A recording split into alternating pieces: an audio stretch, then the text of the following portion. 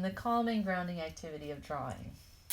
So we talked about pebbles, and if you haven't seen my pebbles lesson, then you definitely should go back and watch that one. The idea with pebbles is we make the shape, in this case it's a circle, and then we travel around that shape until we're at the place we want to start the next shape. So I'm saying shape instead of circle. I used to say circle, but I'm saying shape because that can work with other shapes as well. We make the shape, we travel around the shape until we're at the point we want to start another shape, and then we make that shape and we travel around it until we're at the place we want to make another shape. There are lots of shapes that could work with, right? We make the shape, we travel around it until we can make the next shape, we travel around it.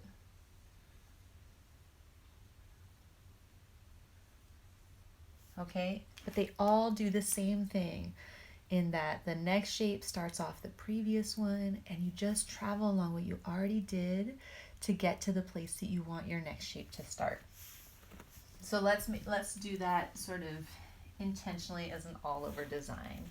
You probably remember that I like to make my pebbles many different sizes.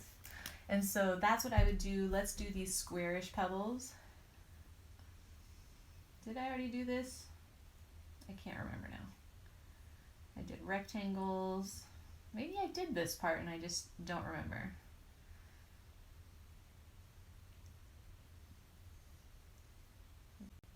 Some of them are squares and some of them are rectangles, and it becomes like a cobblestone pathway. Did we do triangles already? No, that was not a triangle.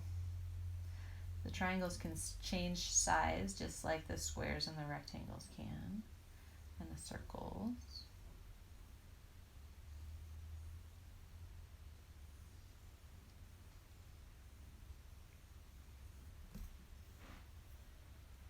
This can really take a skill that you already know and turn it into something fresh, and maybe you're working on a quilt that something more angular is needed, you know, something more something less circular than pebbles, but you could still get sort of the pebble texture, that sort of like wow feeling that people get when they look at it, and a really straightforward all over design that you already basically know how to do, but that could be really interesting and perfect for your quilt top.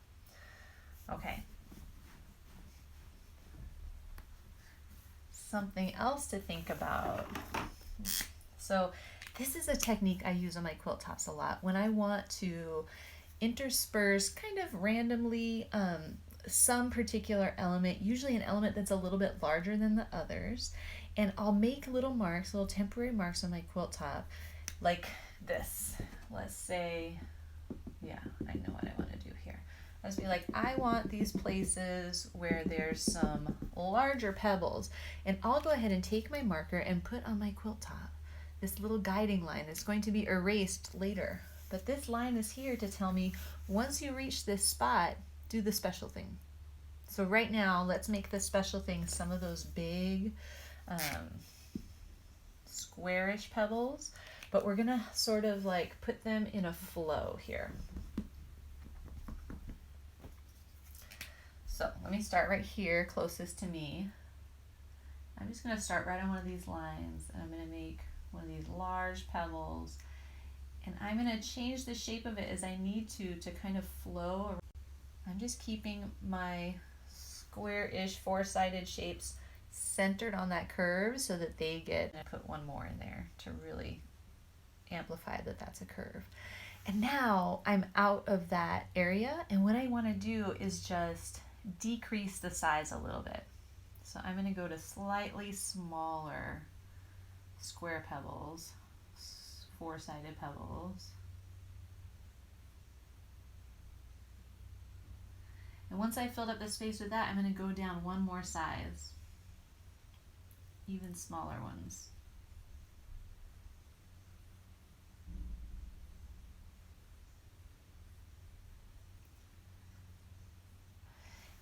I would do the same thing, so I'd probably like be working around the space, getting over to the other side with my medium pebbles, and then trying to make sure that I have, this is a nice thing to practice. We'll just eliminate that as a plan and keep going here. would be doing small pebbles. And then as I approach this next thing, I'm thinking to myself, we're going to do medium pebbles before we get to the large pebbles. So I'm going to just go ahead and toss in a medium-sized pebble here, and now I'm ready for my large pebbles because I'm over at the next space that I marked. And I can go add my large pebbles here. I'm just going to slide up here and add them up here too.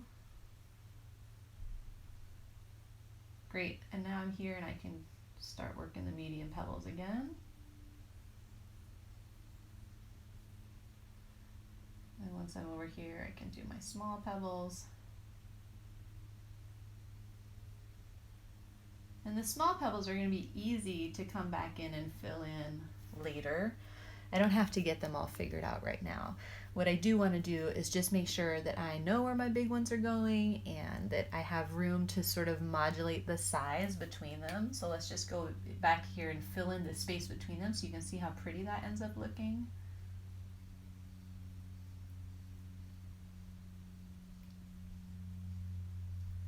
But you saw that when I wanted to get from one place to the other, all I did was work outward with my design and then inward to the next design. So I worked outward by going small pebbles to my mediums and then back to my larges.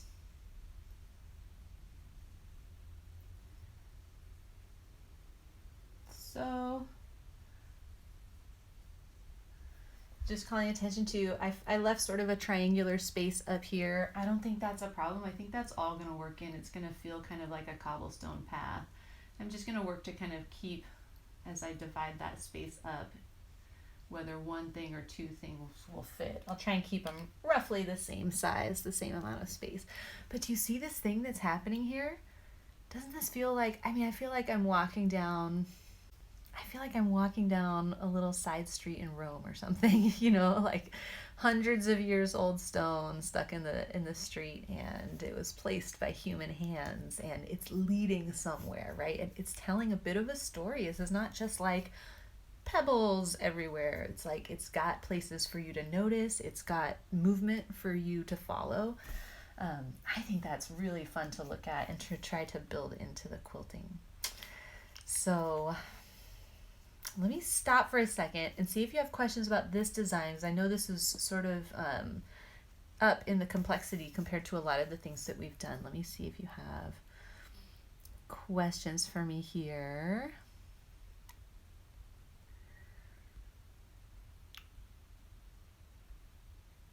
Great idea. Hello, hello. Cobblestones, yeah, they really do look like cobblestones. Oh, Charleston, South Carolina looks like this too. Awesome. Crocodile skin. It really does look like crocodile skin. I have a variation that I'm about to show you that I think I call alligator. That's in it's in step-by-step texture quilting. And yeah, I think I like that it looks very alive. Yeah. Wonderful texture and suggestive path. Thank you. That flows so nicely. Thank you, Carol. So let me show you one more way to use your differently shaped pebbles.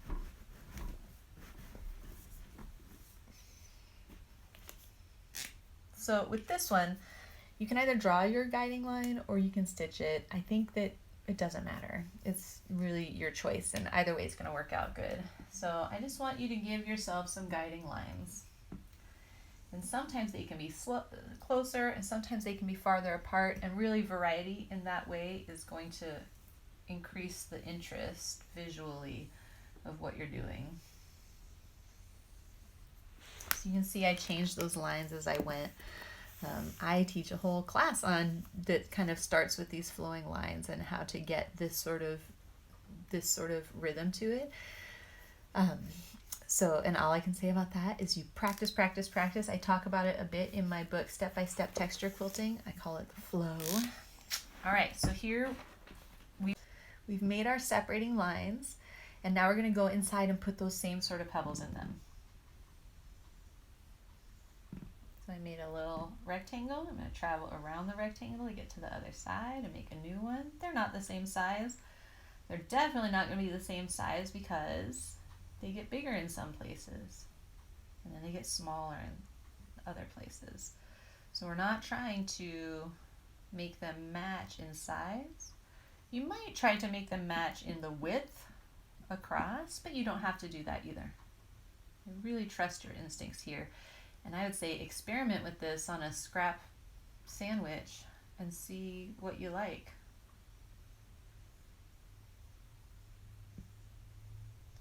And when you get to the end, you can just start on the next one.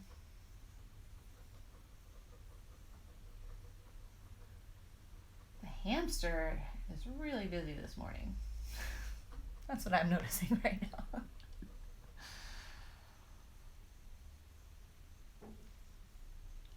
Late night for the hamster, I guess.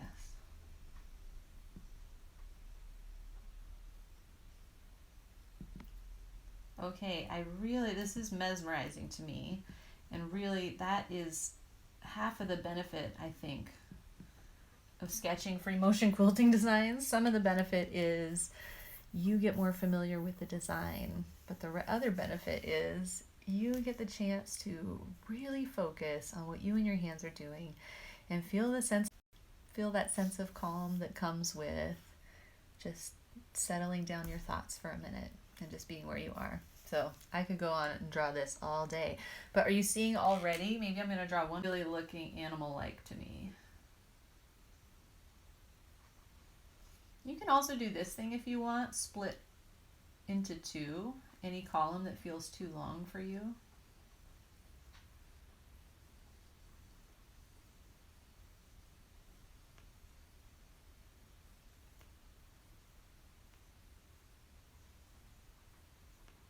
Yeah. Oh my gosh. I like it even more when I look at it through the screen and I'm a little set back from it.